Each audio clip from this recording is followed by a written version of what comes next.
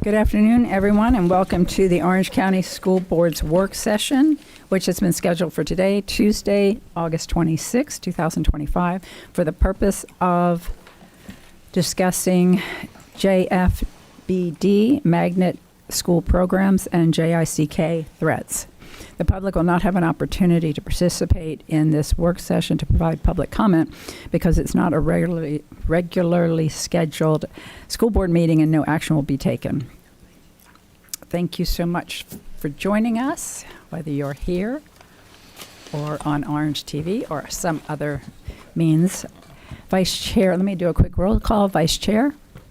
Present. Member Ferrant. Good afternoon. Member Douglas. Member Vanos.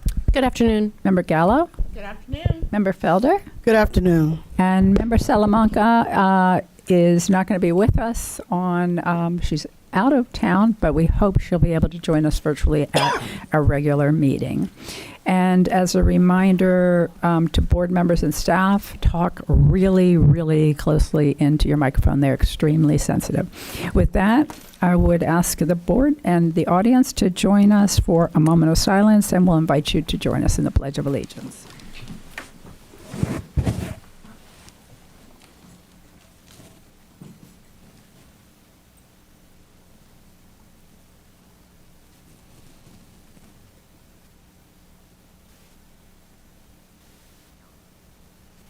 And now for the pledge. Allegiance to the flag of the United States of America and to the republic for which it stands, one nation, under God, indivisible, with liberty and justice for all.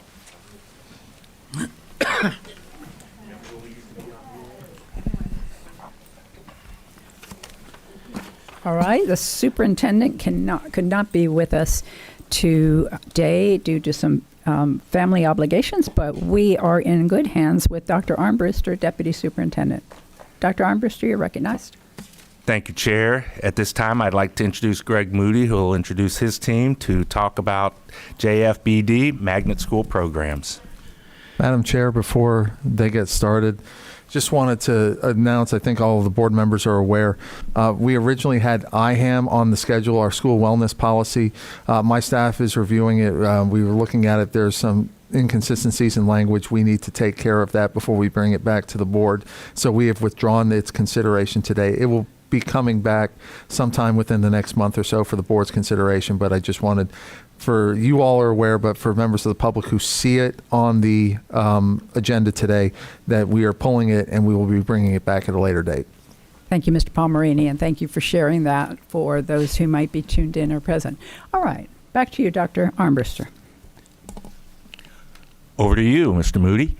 Thank you, Deputy Superintendent Armbruster, and thank you, Madam Chair, school board members. Thank you for having us today.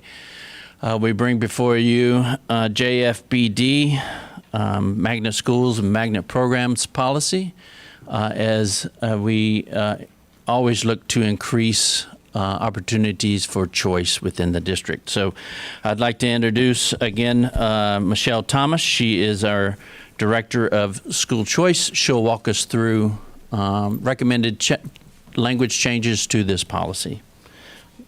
Thank Michelle? you. Thank you. Good afternoon, Madam Chair, board members, and Deputy Superintendent Armbruster. I am Michelle Thomas, the Director of School Choice, and I'll walk us through the recommended changes to the policy JFBD, Magnet Schools, and Magnet Programs. On page 1 and 2 of the policy, there are formatting changes. The first substantive change is Section 5A. Formal language stated the application would be open November 1st to February 15th of each school year. The recommended language is, as determined by the superintendent or designee, the Office of School Choice Services shall make the application for magnet programs available. We recommend opening the dates of the magnet application as early as mid-October and closing the application just before winter break. We recommend that the first lottery take place mid-January and the second lottery mid-February. This will allow parents to know if they have been accepted to a magnet program earlier in the year. Families are making decisions as early as January for the following year. Subsection B simply reflects the recommended language in subsection A by the date established by the superintendent or designee. Page 3 of the policy, Section 5C states that if a student has an individual education plan, IEP, at the time of the application, the IEP will be reviewed to ensure that the magnet school or magnet program can appropriately implement it prior to placement.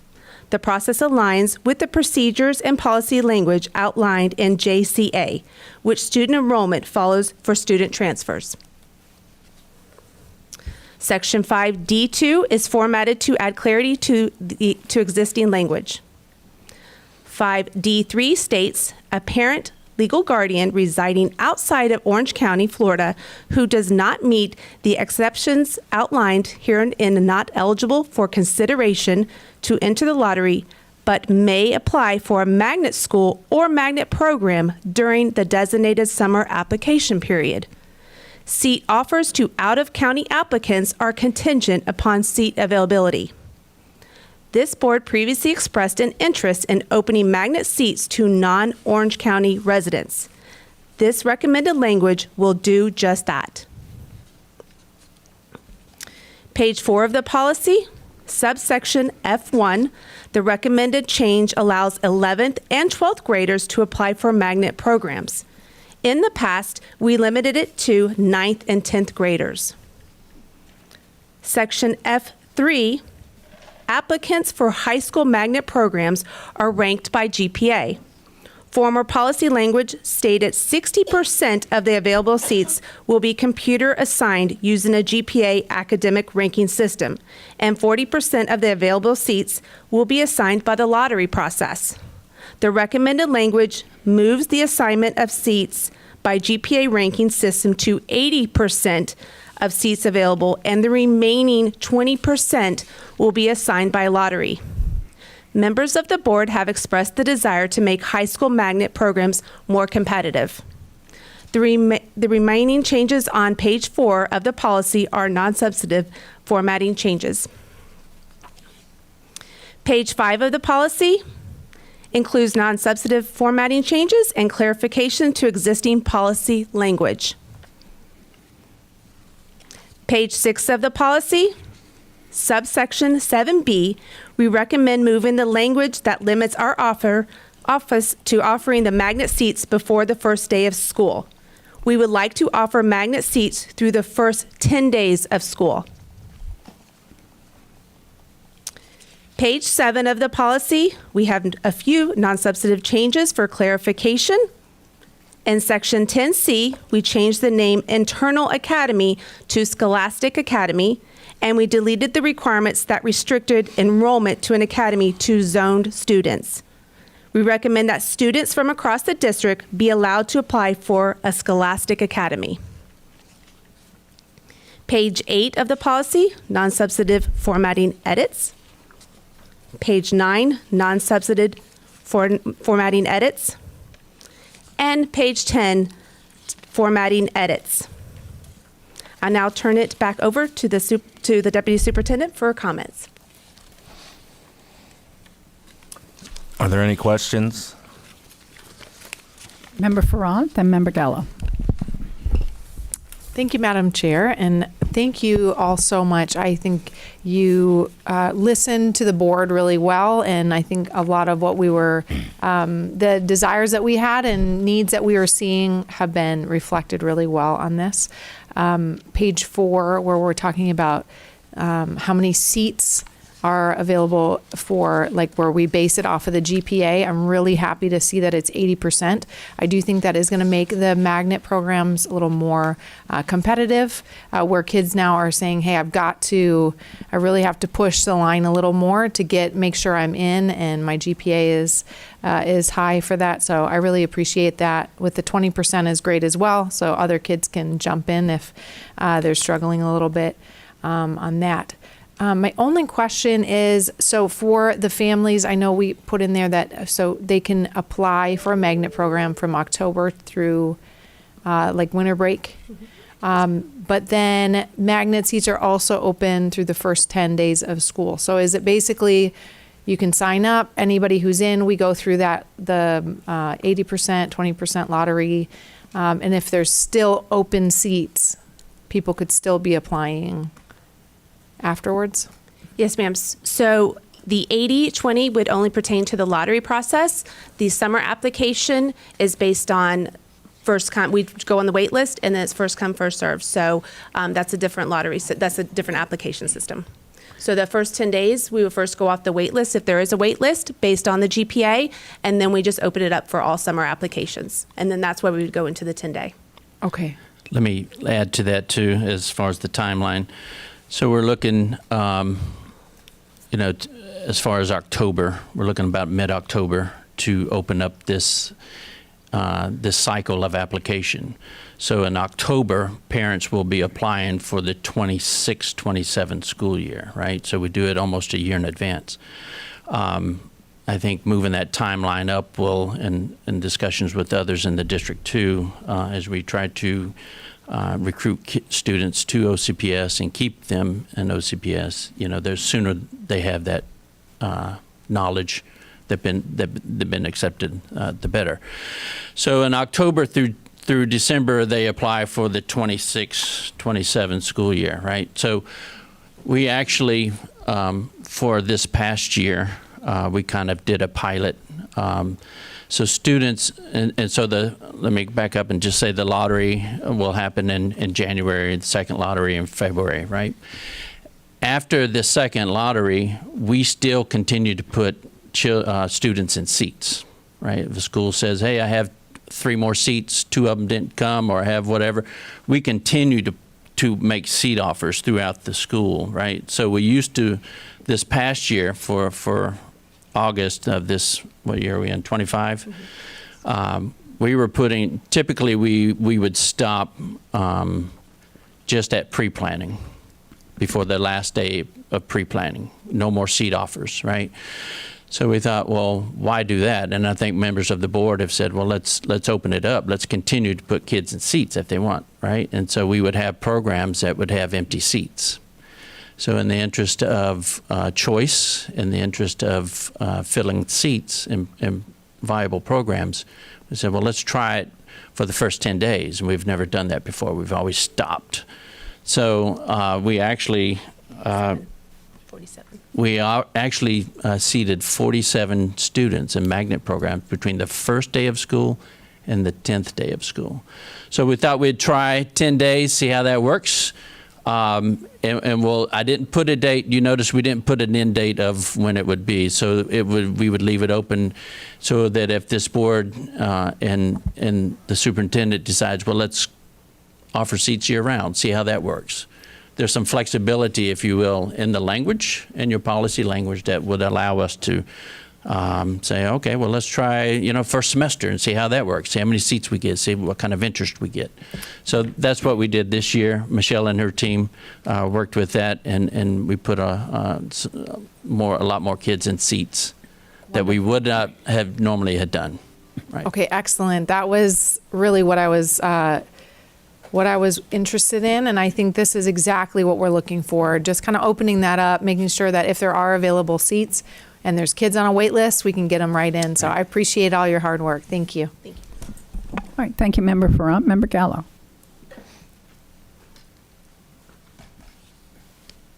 Thank you, Madam Chair, and thank you all for all your hard work on this policy. I think we finally got it to a place where we're all very, very happy. I think as we move forward and families discover all the choice we have within OCPS, it's my hope that they realize how fabulous we are and they come back to our schools.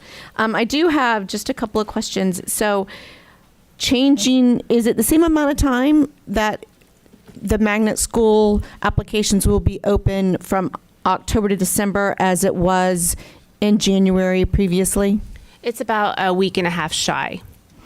And statistically, we didn't see a lot of the applications. That's why we monitored it this year within that week and a half. But it is so we can close it right before winter break, because a lot of our parents are making those decisions early on. So it is about a week and a half shy from the prior application period. Okay, so my tiny little concern is that it's happening over the holidays, right? So October and then Thanksgiving and Christmas are really busy for our families, and I'm scared that it's going to be lost in the shuffle. Are we going to do more marketing of the programs so that parents are aware? Because usually you have to touch them like 7 times before they remember, oh, I need to do this. Mm-hmm. Yes, ma'am. We are working closely with Scott Howitt's team for the marketing component. Our schools already have the tentative timeline, so they are preparing their marketing videos currently right now and working closely with Scott Howitt's team to ensure that we have the correct procedures out for marketing and make sure the word is getting out. Absolutely. Wonderful. And then the pilot went well, like we didn't see a decline when we did the pilot. Parents paid attention and applied. Yes, ma'am. We had several students apply, and to have 47 extra students in seats was astonishing. And at some of our academies as well, we had about 87 seats placed in for the first 10 days of school. So, and for the 80%, what was the GPA that they need to have? It doesn't matter. Well, the GPA, it ranks. So if you have 100 students applying for a particular high school magnet, right, the system will take those 100, rank order them by GPA, and we'll take if this language is approved, we'll take the 80% or 80 students, the top 80 students, place them in the lottery first. So it really doesn't matter. You ask what GPA they have. So it's like a rolling. It ranks order, right? Okay. So if I were to apply, my GPA is a 1.0, I may be number 81 or 99, but there's still a chance that I could get into, right? Okay. So it doesn't cut off or require certain GPA. It is rank orders them. It will take the 80 seats. Okay, that makes and sense. The 20 is just random. Random.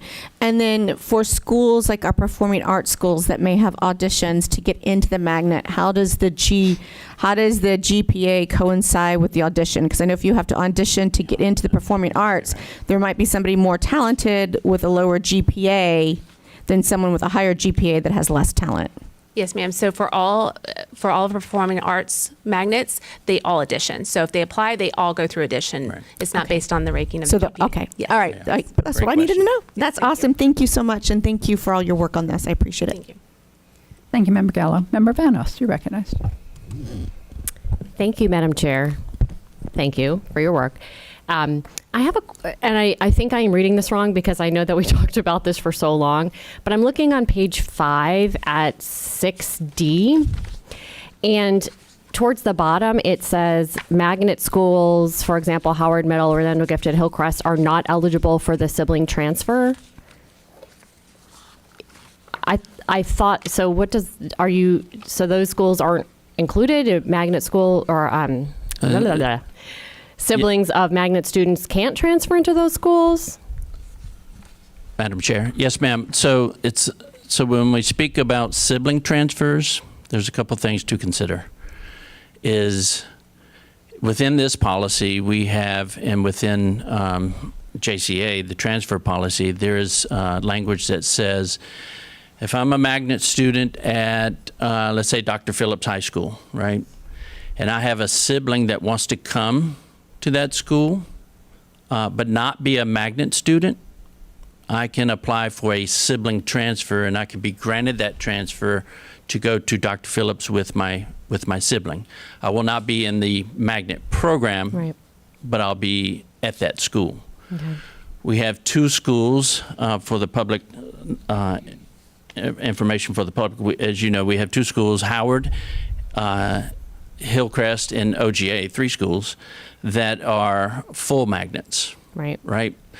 So those are magnets. We call those magnet schools. So if I'm in a magnet school like Howard or Hillcrest, my sibling has to go through the lottery application process, the magnet application process, and be selected that way, instead of having what we call the sibling transfer, which is almost an automatic, where if I'm at another magnet program, they can come to the school with me but not be in the magnet, right? So in order for a sibling to be in the magnet, they have to apply for the magnet application and go through the lottery process, selection process. Now, however, there is, I think in the elementary piece, there is and I think in the middle school piece too, that let's say that I'm at Hillcrest language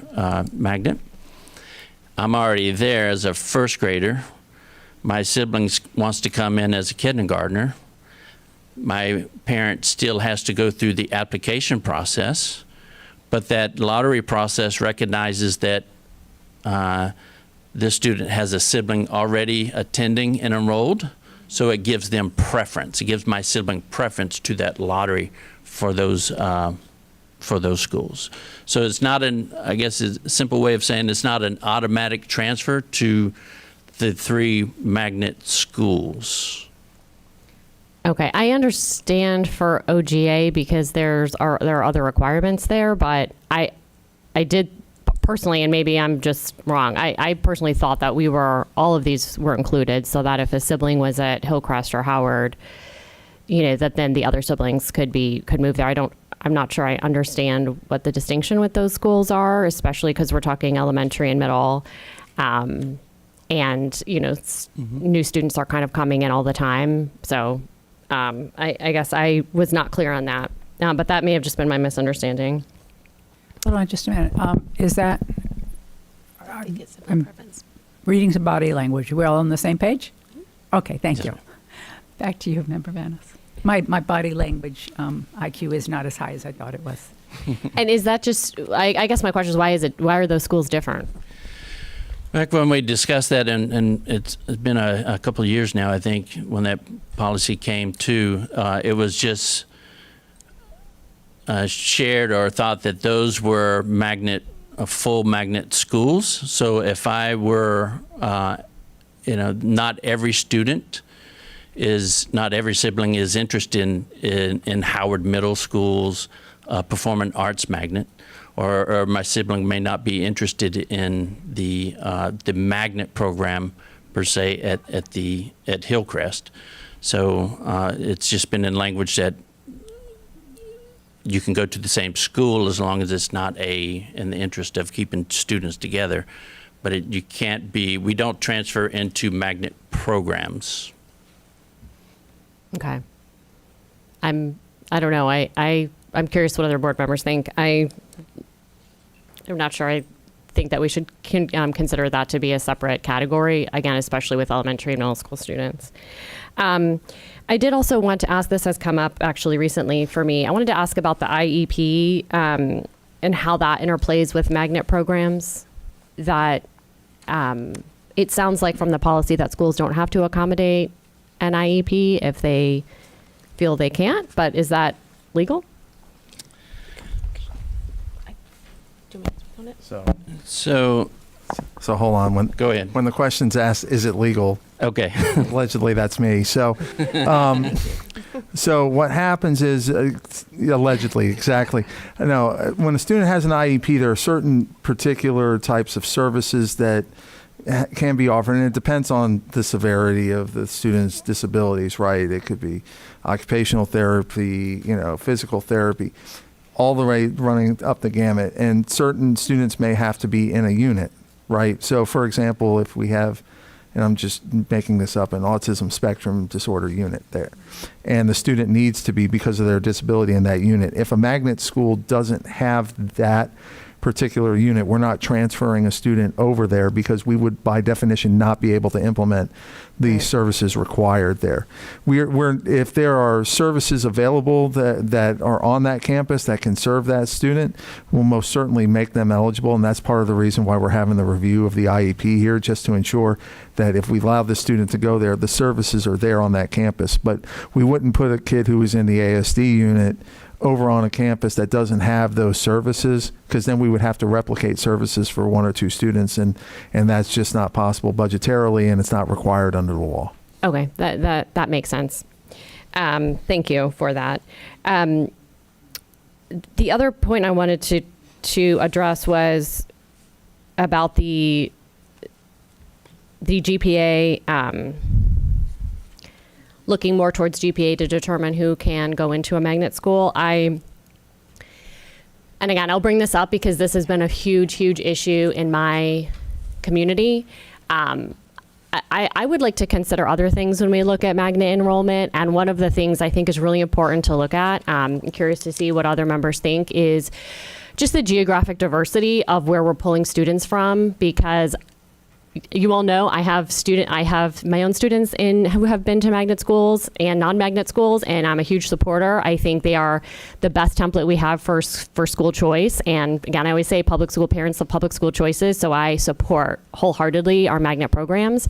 But I do think there have been some unintended consequences of opening up, particularly the full magnet schools on particular neighborhoods. And so I would just support a conversation about, making sure that we are looking to different areas to pull students from. And if we have a situation where, there is this particular neighborhood that's coming to this magnet school, maybe we need to recruit and really look hard into other geographic areas. And if that means finding a way to bring transportation into it, like maybe that's what we do. I don't know if maybe our magnet schools could start 15 minutes later so that we could kind of have 2 drop-offs from buses after the neighborhood school. They could come to a magnet school. I don't know how it could work. But I think it's, again, though a huge supporter of magnet schools, I think there's some unintended consequences, and I'd really like to look at that geographic diversity piece of it. Thank you. All right, thank you, Member Vanos. Member Felder, you're recognized.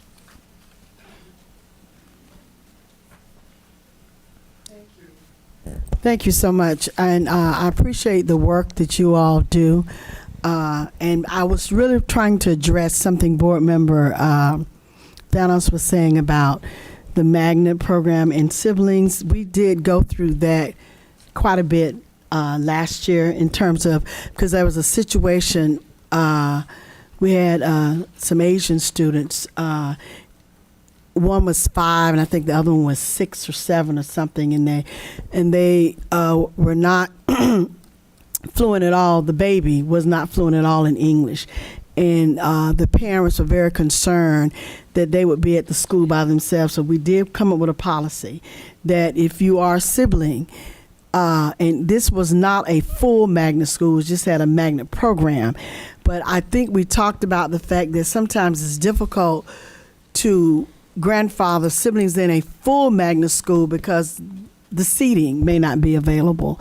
And they may not have the interest, or they may not have their learning may not be the same with the children in this particular magnet program. Let me give you an example. If we had a full theater magnet program at one of our schools, and a sibling wanted to come, well, in theater, you need to audition. And say they have some other type of concern, but they could not, learning concern, they could not do that. It would be difficult if that was the only way to get into the program. But I believe that we do have, with students in magnet programs, they do have 504 plans and all. You have to address that. I know, because when I was teaching at Dr. Phillips in theater, in fact, most of my better students in the theater program had 504 plans. In fact, most of them had. And so those are the ones that did quite well, because I taught them their lines through a tape. because reading was they had dyslexia, and it's just difficult for them to look at a script and read. But I put the script on tape, and they were able to memorize. So I think a lot of the teachers in our various magnet programs, I do believe that they address accommodations. I hope I'm answering your questions. They do address accommodations because magnet or not magnet, we're still a public school. We have to meet the needs of all of our children, regardless of their specific needs.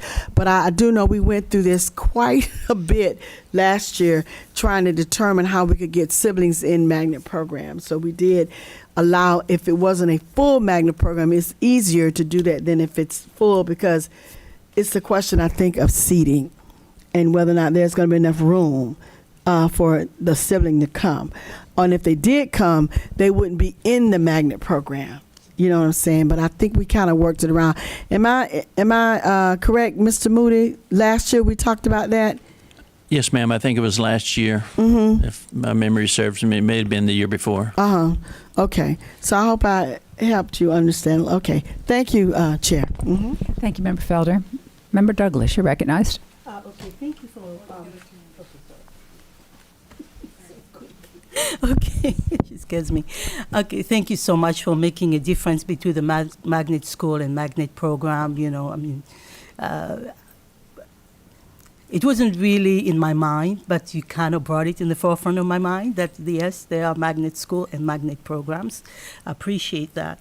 And I also want to thank you because 2 of my kids went to magnet schools and they did very well, and I really appreciate the magnet school and what they make our kids more competitive, and I love that, and thank you for that.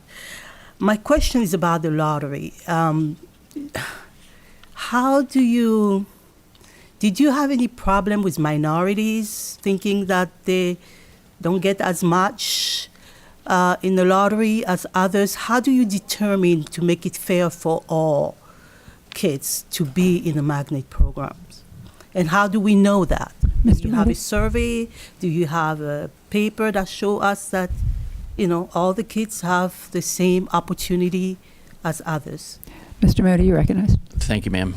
Great question. A few years ago, we had that question come up, and so we did an analysis of the lottery and the students and the demographics of the students.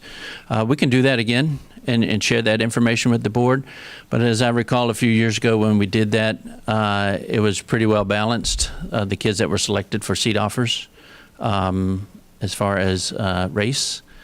I forget about gender and such, and I forget who applied more, boys or girls. But we'll get that. That's a great question, and it's time we look at that again. Absolutely. So give me some time, and I'll get that to all board members. Wonderful. Thank you, ma'am. Great question. Yes, thank you, Member Douglas. All right, that concludes the board members' input and questions at this time. Madam Mr. Chair. Pomeranyi, please. So I need to know from the board if there is consensus to move the language as is, because with the way our new policy process is, I have to advertise it, and I need to know if the policy is good as is, or does the board, there was a couple questions here that the board said they maybe wanted to look at. Do you all want us to look at that, bring it back for another work session before we go and advertise the policy? Yeah, so let me ask this. Is there anyone who's uncomfortable with the language would like to pursue changes? Because we certainly can do that. Okay. All right. Anybody else? All right. Then I think we consider those changes and we'll bring it back. So we'll bring it back for a work session, another work session then? I'm sorry, member? Well, okay. So here's we usually, if there's not a majority on most things, but on policies, it is not uncommon when it comes back that somebody else says, oh, wait a minute, I haven't thought about that. So we really try to make sure that there's a lot of comfort level rather than going through the advertising, having the next meeting, and then you raise it again and somebody else goes, the light just goes off. So we have 2 members out of the 5 of us sitting here. So after my body language IQ, I'm checking to make sure I can still count. I would say we bring back and talk to the two board members that have raised issues and see if with the staff you can work out and come Okay. back with us All right. with some options. Yes. So Dr. can I, just for their sake, get clarification of what the specific language and what it is you would like to have reconsidered? I heard the conversation, but I want to make sure that they're addressing the specifics of your request. That's all. Thank you. Thank you, Dr. Armbruster. Member Vanos? Thank you. It sounds like I just misunderstood the sibling piece, so I'm good with that if everyone else is. But I did want to look at just maybe looking at some like geographic diversity of how we're recruiting students for our magnet programs. Madam Go Chair, ahead. may I? So, Member Vanos, thank you for the question. And so I'm trying to, so that I serve at your pleasure in trying to craft the language, I'm trying to determine how or what type of language or where that might fit in the policy as far as, or is that just a question you want me to come back to and explore how we, like, for example, I would see that we encourage schools to look at their population of magnet students. And some may say, you know what, we're not pulling from a certain geographic area, or we're not pulling from a certain demographic student. How can we target certain schools or certain areas, certain populations that would increase a certain demographic, free and reduced lunch or by race or by gender? Mr. Moody, let me ask this. Yes. Because as you're talking about policy language, I'm wondering if this is language that goes in the policy, or if this is more operational in terms of the information you're going to gather. And so that's food for thought. And then the other opportunity is always to move forward what we have, knowing that we can come back and change this policy very, very easily if you're able to find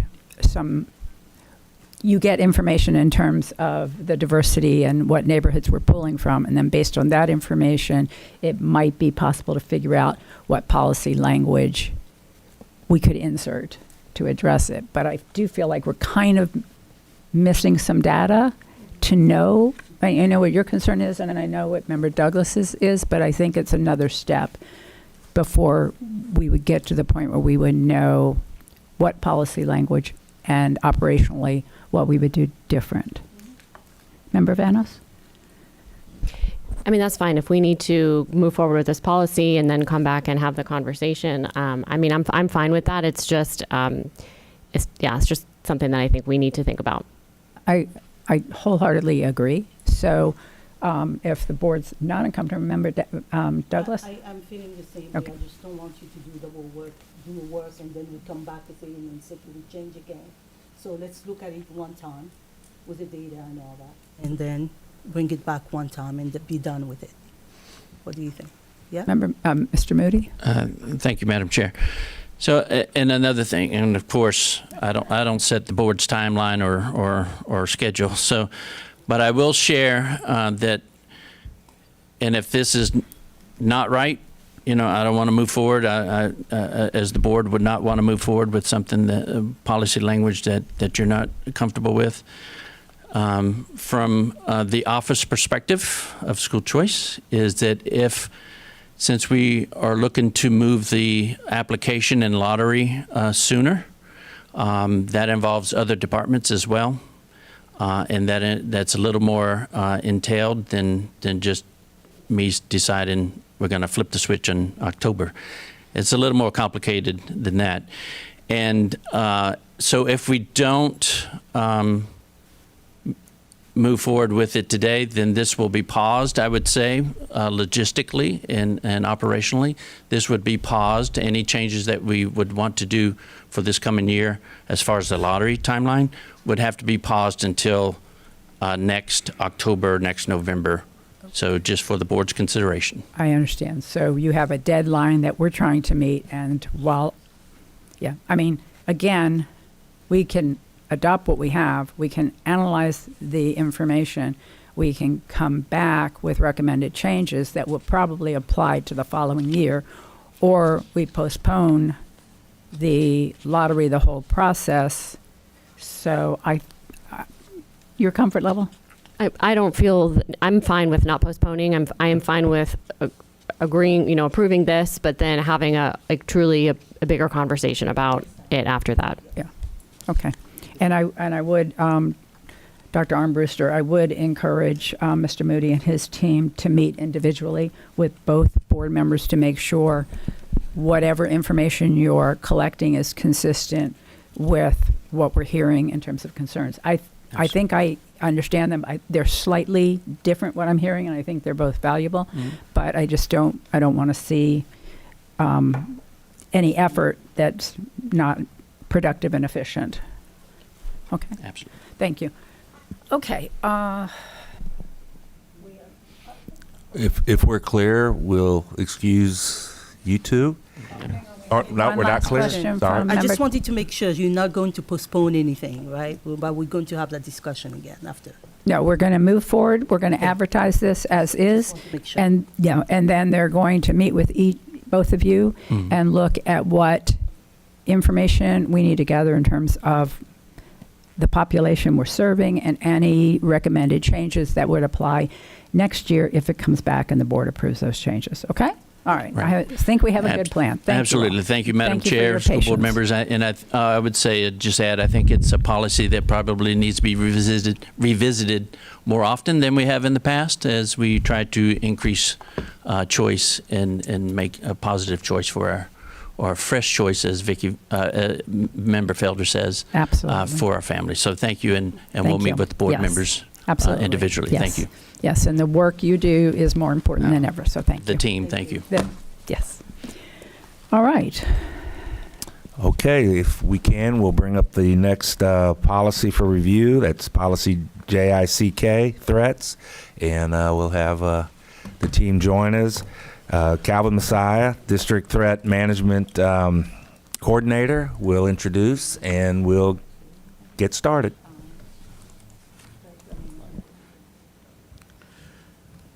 And members of the board, as they get ready to go do this, most of these changes, as you're getting ready to hear, are statutorily mandated or rule-based mandated. So we're not going to have much of in the way of choice on that. So I just wanted the team to be aware and point that out, where this is basically just tracking Florida law as recently amended. Thank you, Deputy Superintendent, Madam Chair, and is another one? Oh. And board members. Our updates are as follows. Our first is regarding naming convention to align with the rule. That's full.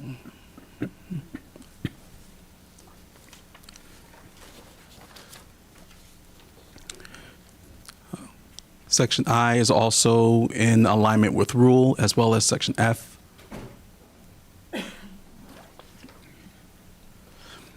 This is also in alignment with rule.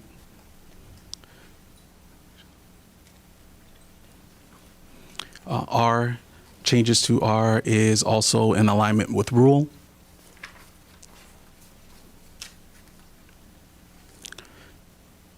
So section W is also in alignment with rule.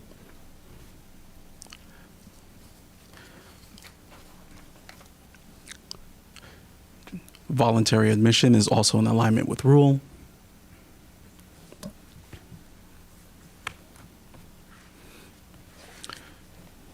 Section 2 is also in alignment with rule.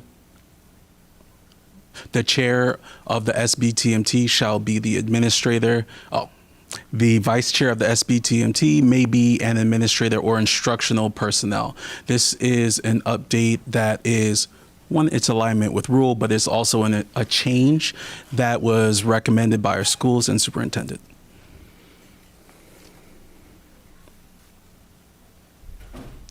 Core 4 is alignment with rule.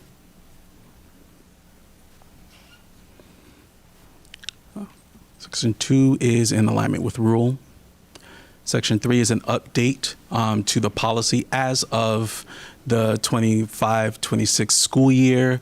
It reads, a primary and secondary district threat management coordinator, DTMC, shall be designated by the superintendent or designee and shall serve on the DTMT. A reads, the primary district threat management coordinator, the PDTMC, shall oversee the district's threat management, including charter schools, serve as the chair of the DTMT, assist SBTMTs, and serve at the direct liaison between the district and the department. The PDTMC shall ensure that all of the district level and school level threat management team personnel are trained in threat management and on the Florida model. The PDTMC reports directly to the Chief of District Police. The secondary district threat management coordinator, SDTMC, shall provide support to the district's threat management process at the discretion of the PDTMC.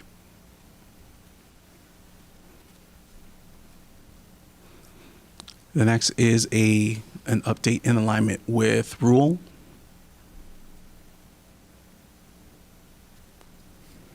These are also updates in alignment with rule.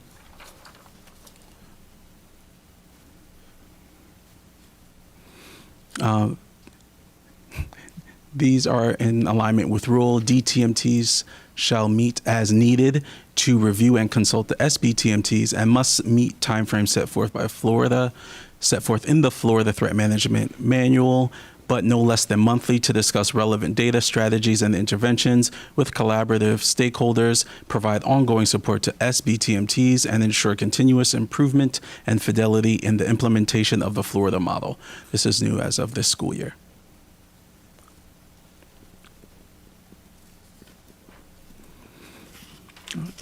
These are, this is an update which allows the school safety specialist or myself to manage reassignments of program. It is the school safety specialist, SBTMT or DTMT, may recommend to the superintendent or designee the assignment or reassignment of students to schools or programs located in or out of their assigned zone for the health, safety, or welfare of the student, other students, or staff.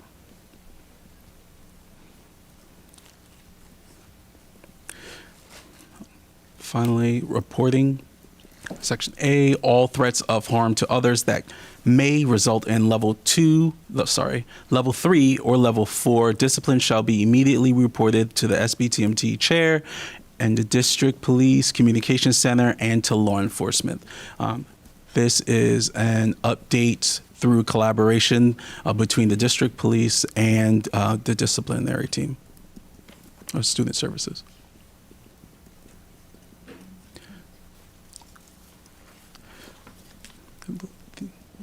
Yeah, those are all of our proposed changes. All right. Member Gallo. Oops. Thank you, board members. All right. Hold on just a minute. We have a question from Member Gallo. We just have to find her. Okay. Member Gallo, you're recognized.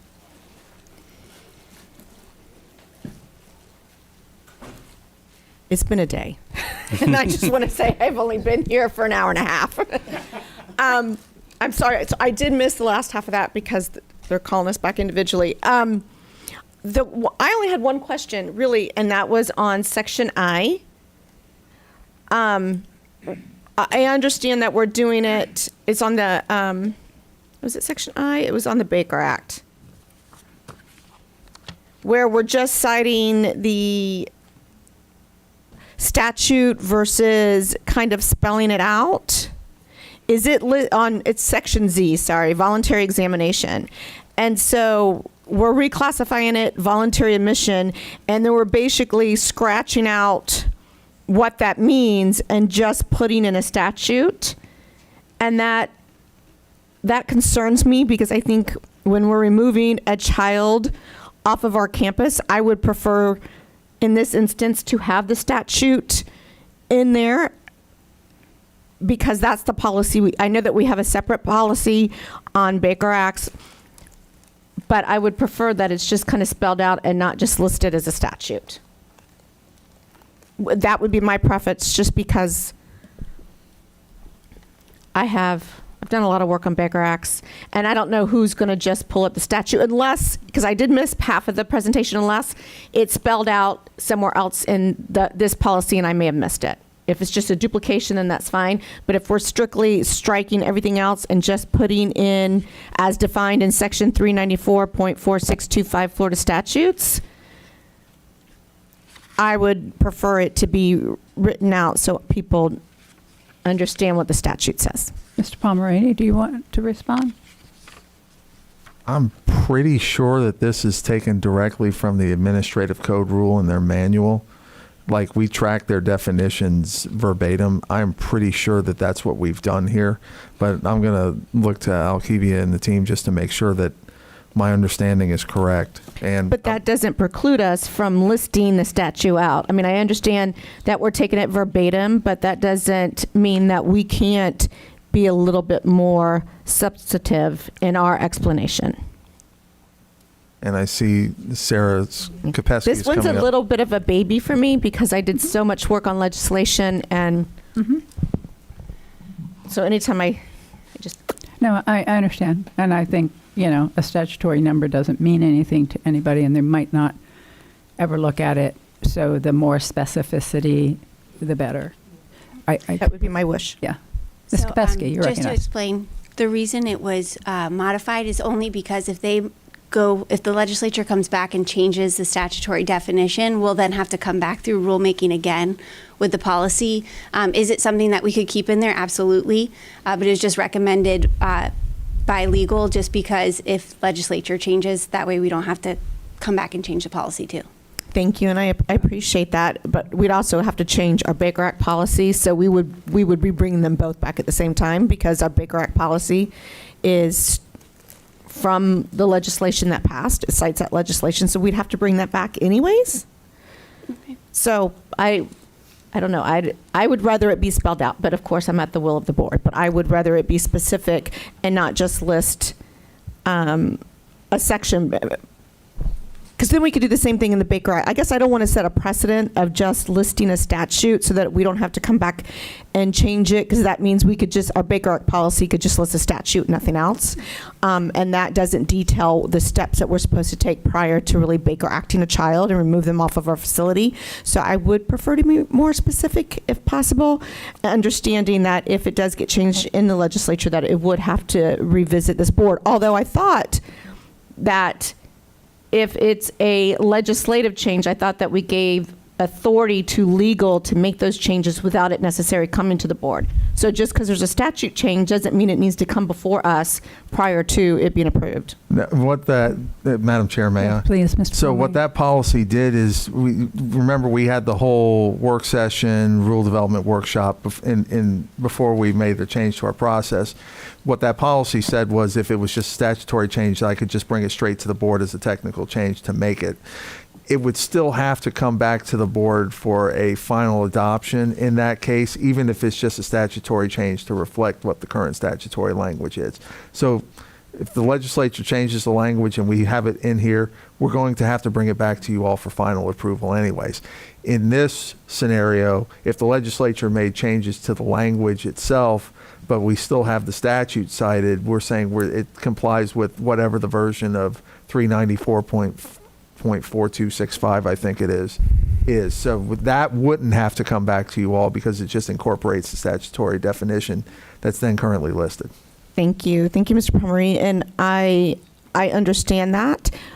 But as a board member, even if they change the statute, I would still recommend that our language remain as is, because we can go above and beyond what the legislature wants us to do. We just can't go below it.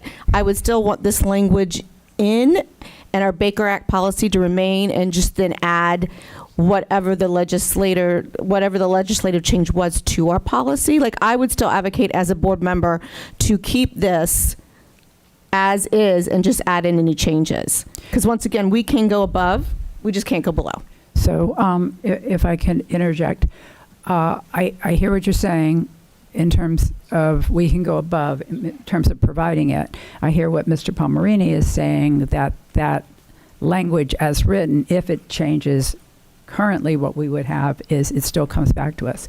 My question, Mr. Palmerini, is could we amend our policy that provides that when that change happens, here's the process, to also include that if there's a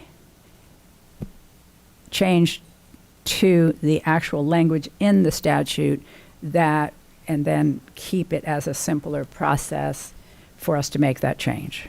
I'm not quite sure what that is, but to save us a step, but still be able to include, what I really like is just put a link in there, and then if it changes, it's a link, but I don't know that gets you. Madam Chair, if I may, could we keep the language and then just put some type of verbiage that says, and whatever is included, and the same meaning, or just include the statute? So if there's statutory changes, can we put verbiage in there that says, refer to the statute, but what above it doesn't change? That way, if there is change in the legislative, since we have the statute listed, then that would cover that change and it wouldn't need to come to the board, and I would still kind of get what I'm asking for. But the language that somebody would see in the policy would mirror the, whatever the current statutory language is, correct?